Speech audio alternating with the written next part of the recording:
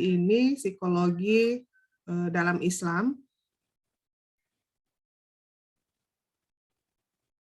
Apakah PowerPoint saya sudah belum, kayaknya belum tayang ya.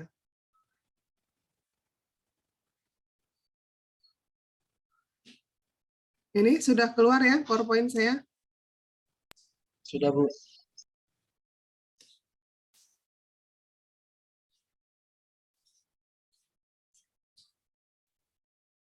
Islam dan psikologi. Jadi dalam pembahasan materi perkuliahan Islam dan ilmu pengetahuan, kita membahas beberapa ilmu dikaitkan dengan Islam. Jadi Islam sendiri artinya adalah berserah diri, menghamba kepada Allah sebagai makhluk, kita hanya taat kepada Allah, bertakwa, menjalankan semua perintahnya, menjauhi semua larangannya. Dan di dalam Islam ini yang paling utama adalah Al-Quran. Jadi Al-Quran yang diturunkan kepada Nabi Muhammad SAW merupakan pedoman yang harus kita pedomani ya, yang harus kita jadikan rujukan. Jadi di dalam psikologi juga Al-Quran dan hadis ini menjadi satu rujukan utama. Karena Islam sendiri adalah agama yang menghantarkan manusia menuju keselamatan baik di dunia maupun di akhirat. Jadi kalau yang lain, yang barat, ini mungkin mereka hanya bertujuan kepada duniawi saja, tetapi kalau di dalam Islam tentu saja kita juga mengutamakan tidak hanya dunia, tetapi harus seimbang antara kehidupan dunia dengan kehidupan akhirat. Lalu dikaitkan dengan psikologi. Psikologi sendiri ini memang asal katanya dari bahasa Inggris, psychology, yang sumber aslinya itu dari bahasa Yunani, yang artinya jiwa, dan logos artinya ilmu. Jadi psikologi itu kalau secara harfiah adalah ilmu jiwa. Nanti akan kita lihat bagaimana psikologi dalam Islam. Nah, psikologi Islam sendiri adalah studi tentang jiwa dan perilaku manusia berdasarkan pandangan dari dunia Islam. Kalau menurut ahli psikologi, psikologi Islam itu adalah ilmu yang berbicara tentang manusia, membicarakan masalah kepribadian, tadi disebutkan juga oleh Prof. Dede, ada yang bersifat filsafat, kemudian ada teorinya, metodologinya, kemudian, nah yang membedakan adalah pendekatan problem psikologi ini di dalam Islam ini dia selalu bersumber kepada Al-Quran dan hadis ya, baru setelah itu kepada akal, indera, intuisi. Nah, sehingga kajian khusus yang mempelajari pola perilaku manusia, segala aspeknya, kemudian agar bisa menjalankan semua fungsinya untuk menjalankan semua perintah Allah dan meningkatkan kualitas diri, tercapailah kehidupan yang selamat di dunia dan di akhirat. Jadi tujuan kita beragama Islam kan itu ya, agar kita bisa selamat dunia akhirat. Jadi tidak hanya kita selamat di dunia saja, tapi juga kita ingin di akhirat nanti kita selamat. Kemudian ruang lingkup psikologi Islam ini ada 3 ya, fisik, biologis, kejiwaan, sosiokultural.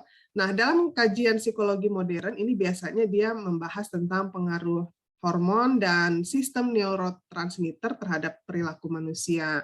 Kemudian ruang lingkup psikologi Islam selain yang ketiga tadi, psikologi yang secara umum, juga ada tambahannya. Dia mencakup dimensi kerohanian. Jadi dia ada dimensi spiritualnya gitu loh.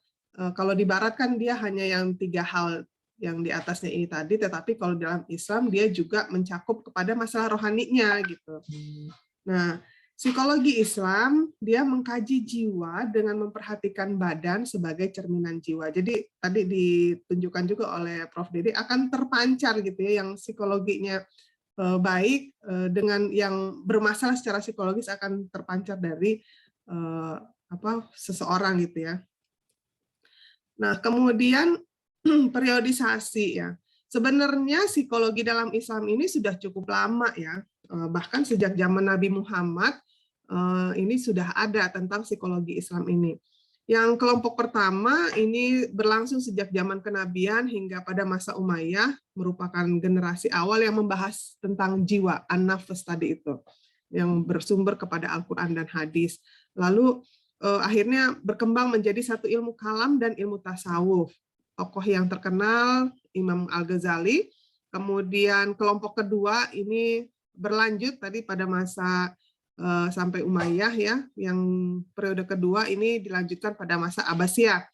Nah, karena pada masa Abbasiyah ini juga tidak hanya di dalam ilmu psikologi, tapi ilmu-ilmu lain juga kan ini sangat digalakkan oleh Kekhalifan Abbasiyah ya, gerakan besar-besaran penterjemahan, kemudian mereka juga memperkaya filsafat Yunani, lalu ada apa namanya selain dari Al-Quran dan hadis, kelompok yang kedua ini juga memanfaatkan filsafat Yunani sebagai landasan untuk mengkaji jiwa. Nah, tokohnya yang dikenal saat itu adalah Ibnu Rus. Jadi cukup lama ya psikologi dikenal dalam Islam.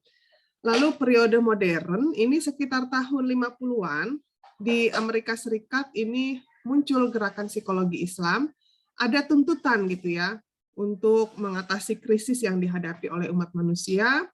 Kemudian tahun 78 ada simposium psikologi and Islam Talk, ini merupakan lembaga kajian yang berpusat di Amerika, jadi khusus dalam islamisasi ilmu. Kemudian pada tahun 85 ada konferensi di Pakistan ya. Jadi konferensi ini merekomendasikan untuk menggali gagasan psikologi di dalam Al-Qur'an. Ini kalau yang lebih rincinya perkembangan psikologi dalam Islam ini yang fase modernnya ya. Jadi pada abad ke-19 ini Wilhelm Wundt ini mendirikan laboratorium eksperimen. Pada periode ini memang belum muncul persentuhan antara agama dan psikologi. Kemudian pada akhir abad 19 atau di awal abad 20, ini udah ada usaha-usaha para psikologi dalam menafsirkan perilaku beragama. Lalu tahun 30 sampai 50, hubungan antara agama dan psikologi ini agak menurun ya, karena tidak saling menghargai, kemudian saling menolak kebenaran yang diajukan oleh kelompok lain gitu ya, sehingga ada beberapa pertentangan. Lalu tahun 60 sampai 2000-an ini ada usaha-usaha yang menjadikan nilai agama, budaya sebagai objek kajian psikologi. Kemudian nah, apa saja sih metodologi psikologi Islam ya? Jadi di dalam psikologi Islam itu metodologi yang digunakan itu dia meneliti kepribadian manusia. Dan semuanya itu bersumber dari hukum Islam, yaitu Al-Quran, hadis, kemudian konsep psikologi di ranah Islam ini, pemikiran, pendapat, jadi dia melalui satu filterisasi ya, atau udah disaring gitu ya, tergantung wawasan, kemudian nah wawasan tentang agama Islam ini akhirnya mengeliminasi atau membuang ya paham-paham yang tidak sesuai atau bertentangan dengan hukum Islam. Sama seperti filsafat ya, walaupun filsafat itu diadopsi dari bangsa Yunani, tetapi ketika diadopsi oleh Islam, maka disesuaikan mana yang sesuai dengan sumber hukum Islam, yang sesuai dengan Al-Quran dan hadis itu kita terapkan, yang tidak sesuai ya tidak diterapkan. Makanya muncullah psikologi filsafat Islam. Nah, begitu juga dengan psikologi Islam ini, kalau dia tidak sesuai dengan Al-Quran dan hadis, maka dieliminasi, disaring, dibuang gitu ya. Jadi yang kita gunakan hanya yang sesuai dengan Al-Quran hadis. Nah, psikologi Islam ini dia mempelajari pola perilaku seseorang dengan lingkungan sekitarnya, karena kan manusia ini tidak bisa hidup sendiri ya. Manusia ini adalah makhluk sosial yang harus berdampingan dan tidak bisa hidup sendirian, membutuhkan orang lain dalam kehidupannya. Jadi psikologi Islam ini mempelajari pola perilaku seseorang dengan lingkungan sekitarnya, dirinya sendiri, dan dalam ranah aktivitas rohani. Nah, tujuannya untuk memperbaiki kualitas diri, baik itu kualitas kesehatan mental ataupun kualitas keberagamaan individu. Karakteristik psikologi Islam, nah ini kan psikologi Islam ini sama ya seperti ilmu-ilmu lainnya, ada beberapa disiplin ilmu. Nah, psikologi Islam termasuk juga salah satu disiplin ilmu. Di UIN Jakarta juga punya salah satu fakultasnya itu fakultas psikologi ya. Tetapi karena memang tuntutan bahwa kalau mau bisa, kita ini kan kalau belajar, kalau kuliah juga kan outputnya itu kita ingin bisa mengimplementasikan keilmuan kita gitu ya, bukan hanya untuk diri sendiri tapi bisa juga bisa kita terapkan untuk masyarakat di sekitar kita. Makanya di UIN Jakarta itu kampus psikologinya itu fakultas psikologinya itu umum, sehingga lulusannya bisa berpraktek sebagai psikolog gitu ya, bisa praktek untuk menerapkan ilmu-ilmu yang sudah dia terima di kampus. Nah, jadi sebagai salah satu disiplin ilmu, penempatan kata Islam setelah kata psikologi ini mempunyai corak, cara pandang, pola pikir, paradigma, dan ketentuan aliran gitu. Jadi ada kata Islam di belakang kata psikologi ini menunjukkan bahwa psikologi ini berlandaskan kepada ajaran Islam ya, sehingga visi misi dan tujuan dari karakter psikologinya itu sesuai dengan ajaran Islam. Kemudian psikologi Islam ini membahas tentang aspek dan perilaku kejiwaan manusia. Kemudian dia ini tidak bersifat netral ya, tetapi syarat dengan nilai etik. Karena psikologi Islam ini punya tujuan, yaitu merangsang kesadaran diri, mampu membentuk kualitas diri yang sempurna, sehingga mendapatkan kebahagiaan hidup di dunia dan kehidupan di akhirat nanti. Kemudian, nah ini dalam Al-Quran sebetulnya sudah disebutkan ya, struktur manusia itu terdiri dari apa saja, dan inilah nanti yang akan menjadi pembahasan di dalam psikologi Islam. Nah, misalnya di dalam Al-Quran itu disebutkan strukturnya itu ada aspek jismiyah. Jadi manusia itu terdiri atas organ fisik gitu ya. Kayak ini kan kita ini ada strukturnya, ada tulangnya, ada dagingnya, otot gitu ya, ada saraf-sarafnya dan lain sebagainya. Jadi terdiri dari organ fisik, kemudian organ biologis, kemudian sehingga ini memiliki peran yang sangat penting untuk mengaktifkan, mengaktualisasikan fungsi nafsiyah dan aspek ruhaniyahnya. Kemudian aspek ruh ya, ruhaniyah. Ini aspek psikis manusia yang bersifat spiritual dan transendental. Gitu. Jadi ada yang aspek jismiyah yang terlihat ini, dan juga ada aspek ruh gitu ya, yang bersifat psikis gitu. Kemudian dimensi al-aql. Nah, dimensi al-aql ini adalah kualitas insaniah pada psikis manusia. Dia memiliki daya pengetahuan karena ada fungsi pikiran gitu ya. Jadi manusia itu dilebihkan dengan akal pikirannya dibanding dengan makhluk hidup lainnya gitu ya. Mungkin secara fisikly kita hampir sama dengan hewan lain. Ada kera, ada orang utan, itu kan hampir mirip ya. Bahkan salah satu teori evolusi menyebutkan bahwa manusia itu berevolusi dari kera gitu. Itu agak ini juga ya. Nyatanya kera-kera yang sekarang ini tidak pernah berubah gitu. Jadi perlu memang berubah ya, ilmu itu selalu berkembang gitu. Nah, yang membedakan manusia dengan hewan lain adalah karena kita punya akal gitu ya. Kita bisa mengetahui semua perilaku kita akan berdampak gitu ya. Jadi kita punya akal untuk menelaah. Oh, kalau kita misalnya membuang sampah sembarangan, maka nanti akan menimbulkan banjir.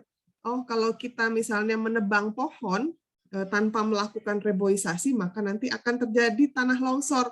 Jadi kita harus melakukan gerakan reboisasi misalnya. Jadi semua tingkah laku kita, tindakan kita harusnya kita pikirkan, karena kelebihan kita adalah dengan akal. Kita tahu sebab akibatnya apa, ketika kita melakukan sesuatu dampaknya apa gitu kan. Jadi itu yang membedakan dengan hewan. Kemudian sama-sama makhluk hidup ya.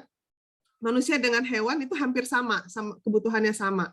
Membutuhkan makan, membutuhkan penyaluran hubungan biologis, tetapi manusia berbeda gitu ya. Walaupun dia butuh makan, tapi dia harus mencari nafkah yang halal gitu, karena dia tahu di dalam ajaran Islam itu kan rizki yang halal itu ketika kita bawa ke rumah itu kan akan dimakan oleh anggota keluarga kita ya. Kalau yang pencari nafkahnya bapak dia bawa nafkah ke rumah itu dimakan oleh anak istrinya menjadi darah daging gitu ya. Nah, ketika yang dibawa itu adalah barang yang subhat, makanan yang subhat, tidak jelas kehalalannya, itu banyak dampaknya. Bisa jadi misalnya anaknya menjadi sangat nakal, atau bisa jadi nanti dia nggak nurut gitu. Terus rumah tangganya kok kayaknya nggak adem, atau nanti ketika dia ngambil hak orang lain gitu ya, misalnya dia seorang pengusaha, dia ngambil merebut proyek orang lain yang sudah mau ditangani orang lain, kemudian dia rebut, pokoknya hak orang lain dia makan gitu ya. Nah, kadang-kadang itu berdampak baik secara langsung maupun tidak langsung. Contoh misalnya orang itu kok sakit-sakitan terus gitu kan. Ternyata ya itu tadi, mungkin rezeki yang dia bawa ke rumah itu rezeki yang subhat gitu, sehingga ya habis gitu ya, walaupun uang yang datang banyak tetapi ya untuk membiayai anunya juga banyak gitu ya, akhirnya habis. Nah, jadi semua tingkah laku manusia, tindakan manusia itu harus kita pikirkan dengan baik, disesuaikan dengan ajaran Al-Qur'an dan hadis gitu ya. Jadi tidak seperti binatang. Kalau binatang kan contoh kera misalnya. Mungkin teman-teman pernah ke kebun binatang atau kalau pas ada yang mudik yang melewati hutan, kadang-kadang ada kera tuh ya, kera di hutan liar. Itu misalnya kita lagi makan atau misalnya hewan lain sesama kera lagi makan, udah dipegang, bahkan udah di depan mulutnya, itu bisa diambil, direbut gitu ya, diambil paksa gitu. Terus kalau manusia pengen berhubungan, ada ininya, tata caranya, harus halal gitu ya, nggak boleh non muhrim, tidak boleh bersamaan gitu kan. Pokoknya semua ada di dalam Al-Qur'an dan hadis gitu ya. Terus kalau bulan puasa tidak boleh berhubungan misalnya antara suami istri. Nah ada, tetapi kalau hewan di mana saja saat dia kepengen udah ini aja gitu, nggak mikir misalnya di situ rame atau apa, pokoknya kalau dia kepengen udah di situ. Jadi itu yang membedakan manusia dengan hewan. Kemudian aspek nafsiyah. Jadi aspek nafsiyah ini merupakan keseluruhan dari kualitas khas manusia berupa pikiran, perasaan, kebebasan, kemauan ya. Jadi memang aspek ini punya keterikatan antara aspek jismiyah dengan aspek ruhania. Ya, jadi setiap manusia memang harus punya ini, harus punya keinginan, harus punya cita-cita, harus punya target gitu. Jangan sampai kita dalam hidup itu nggak punya cita-cita. Misalnya sebagai seorang mahasiswa Anda harus punya target. Oh, saya pengen wisuda tahun sekian. Oh, saya pengen menikah tahun sekian. Saya nanti bekerja pengennya jadi apa dan harus apa, pencapaiannya itu pengen apa. Jadi kita itu punya semangat, punya struggle dalam menjalani kehidupan. Tapi kalau statis nggak punya keinginan, ya kita nggak punya usaha untuk menerapkan keinginan itu.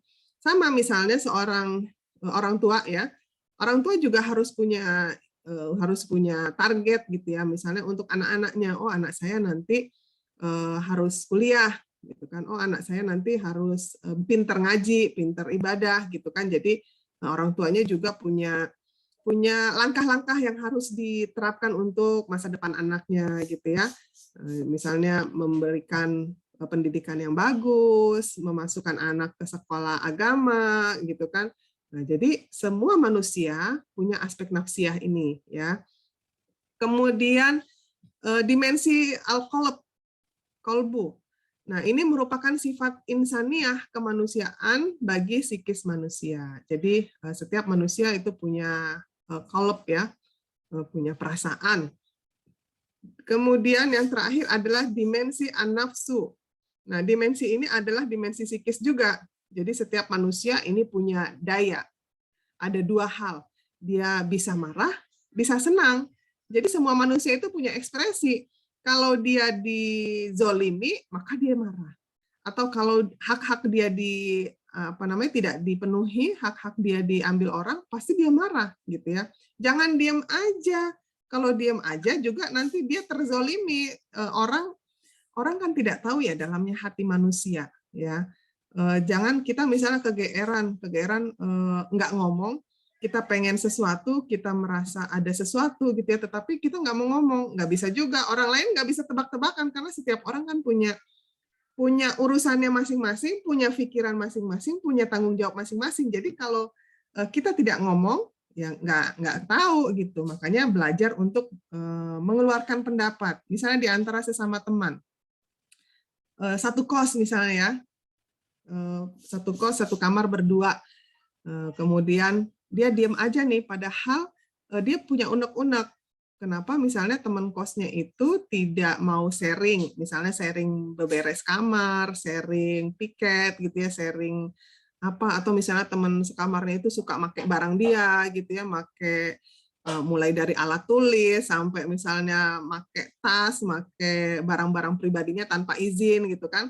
Tapi dia diam aja, walaupun sebenarnya dia ngedumel. Nah itu nggak boleh juga gitu ya. Dia merasa marah, tetapi tidak diungkapkan. Nah, itu nanti juga nggak bagus ke psikologis dia sendiri gitu. Jadi harus diungkapkan, harus kita ngomong.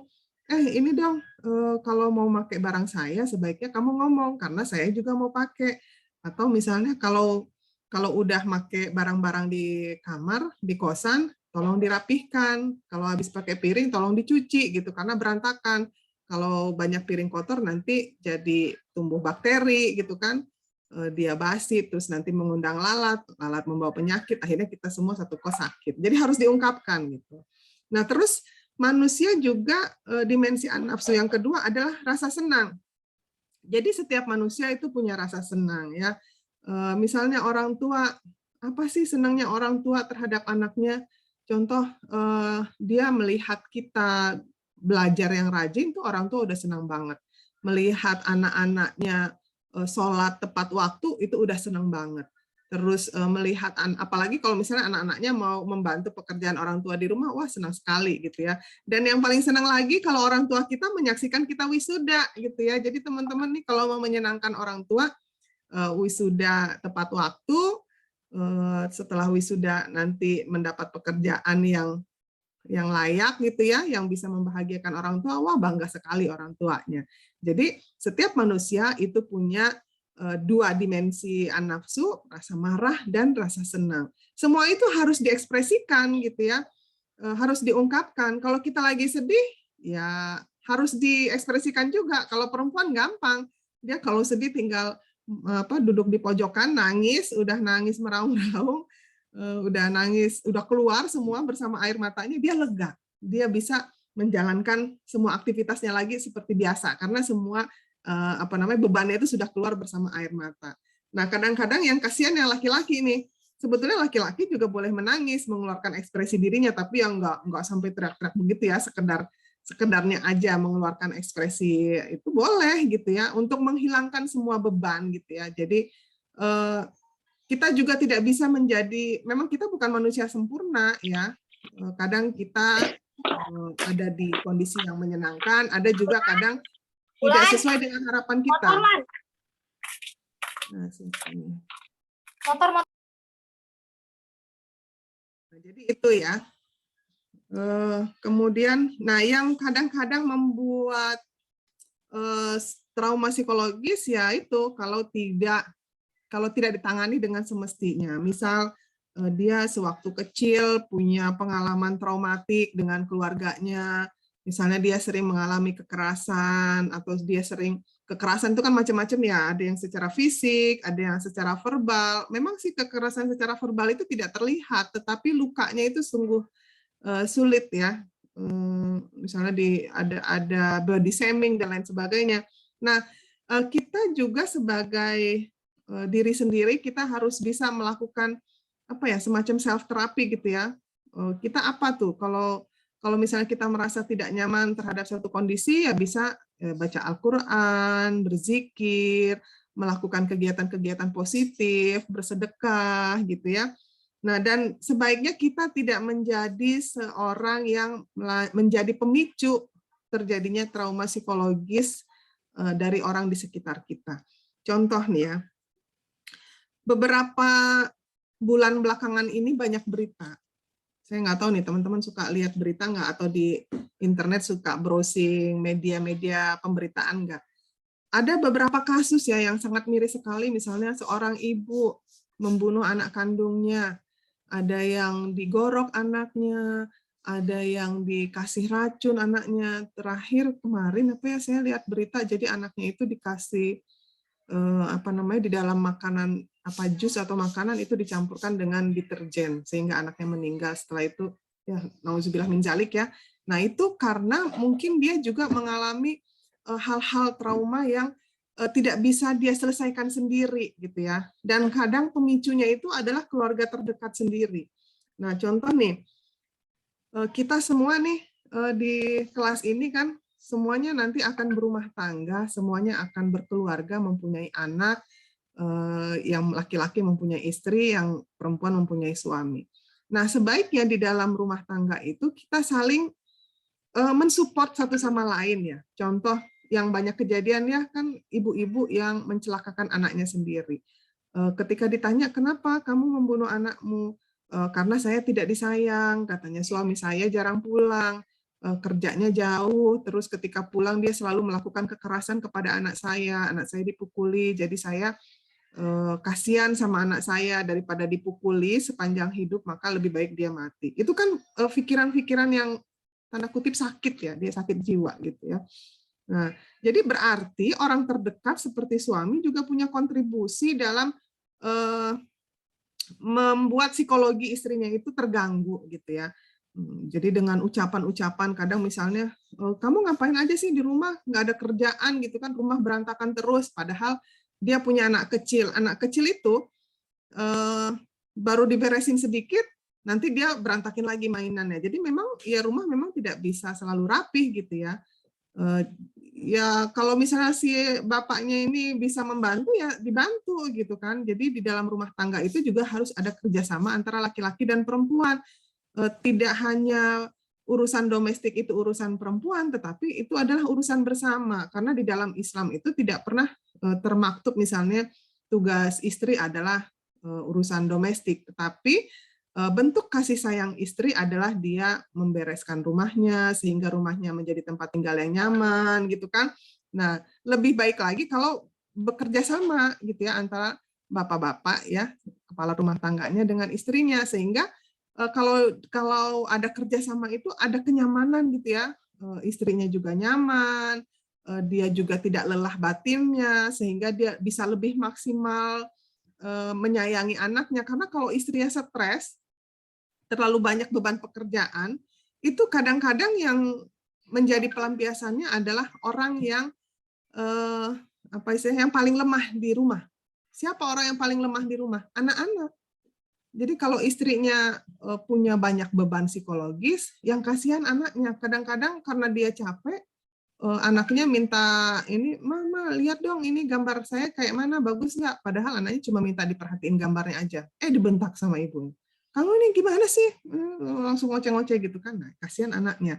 Tapi kalau suami juga berkontribusi membantu pekerjaan rumah tangga istrinya bersama-sama, maka istrinya suasana hatinya akan nyaman, dia juga menjadi lebih perhatian kepada suaminya, menjadi lebih sayang kepada anaknya gitu ya, sehingga insya Allah rumah tangga yang sakinah mawaddah warohmah itu bisa tercapai. Jadi yaitu sama-sama gitu ya. Suami juga perlu menjaga perilakunya kepada istri, perlu menjaga contoh misalnya nih, sekarang semua serba naik. Semua serba naik ya. Minyak naik, bensin naik, minyak goreng sempat mahal banget. Ibu-ibu pusing sementara nafkah dari suaminya mungkin terbatas dan tidak naik gitu kan. Kadang-kadang faktor ekonomi juga bisa memicu kekerasan dalam rumah tangga, baik itu dari suaminya maupun dari istrinya, terutama dari suaminya. Misalnya dia pusing di rumah, istrinya ngomel-ngomel terus karena faktor ekonomi, baru suaminya juga kesal gitu kan, akhirnya marah, dan kalau dia nggak bisa menahan diri bisa terjadi kekerasan ya, kekerasan fisik maupun kekerasan verbal. Akhirnya ya udah. Ya intinya kembali kepada psikologi ini kita harus saling menjaga ya, jangan sampai kita menjadi penyebab orang-orang terdekat kita mengalami gangguan psikologis gitu ya. Nanti kalau kalian jadi orang tua sudah menikah, sayangilah anak-anakmu dengan kasih sayang, dengan cinta gitu ya, jangan sampai melakukan kekerasan. Boleh mendidik dengan teguran gitu ya, tapi sebaiknya jangan sampai melakukan kekerasan fisik karena itu menimbulkan dampak trauma yang sangat sulit gitu ya untuk diobati. Nah, itu kemudian kita ke hakikat manusia dalam psikologi Islam. Nah, tadi sudah saya jelaskan di slide sebelumnya. Jadi manusia itu terdiri dari jasad dan ruh atau jiwa ya. Jiwa. Kemudian dalam perspektif psikologi Islam, ruh ini adalah kesadaran akan hubungan manusia dengan Allah sebagai pencipta. Sehingga dengan adanya kesadaran ini akan menimbulkan satu perasaan takut gitu ya. Takut bukan apa-apa, takut misalnya kalau kita melanggar, takut kalau kita tidak mengerjakan semua perintahnya, takut kalau kita mengerjakan satu dosa gitu. Sehingga kita akan terhindar dari perilaku yang salah gitu ya. Kemudian manusia dengan rasa takut ini akhirnya dia bisa lebih menjalankan aturan-aturan yang sesuai dengan ketetapan di dalam Al-Quran dan yang dijelaskan oleh hadis. Nah, proses kerohanian seperti ini diinterpretasikan sebagai proses psikologis manusia yang tidak datang begitu saja gitu ya, tetapi melalui satu proses berpikir, serangkaian pembelajaran gitu ya, termasuk kita ini kuliah ini dalam proses seperti ini. Lalu apa sih perbedaan psikologi Islam dengan psikologi Barat? Nah, kalau psikologi Barat, semua temuan pemikirannya ini merupakan hasil dari temuan empiris. Kalau psikologi Islam, sumber utamanya adalah wahyu yang tertulis di dalam Al-Quran. Kemudian kita yakin ya bahwa Allah itu sebagai pencipta yang paling memahami jiwa manusia. Sehingga temuan empiris dalam psikologi Islam menjadi satu instrumen untuk membantu menafsirkan kitab suci Al-Quran. Kemudian kalau di dalam psikologi Barat, konseling atau penanganan psikologi untuk satu persoalan manusia ini biasanya dititik beratkan pada kategori normal ya, sehat atau tidak sehat secara psikologis. Nah, tetapi di dalam psikologi Islam, konselingnya itu menghantarkan manusia sebagai individu kepada Tuhannya gitu ya. Sehingga ada pemahaman tentang kebermaknaan, kebenaran, dan semakin mendekatkan kita sebagai seorang hamba kepada Tuhan. Itu yang terkait dengan Islam dan psikologi, mudah-mudahan menambah hasanah pengetahuan kita, dan kita menjadi pribadi yang lebih baik lagi ke depannya. Semoga bermanfaat ya.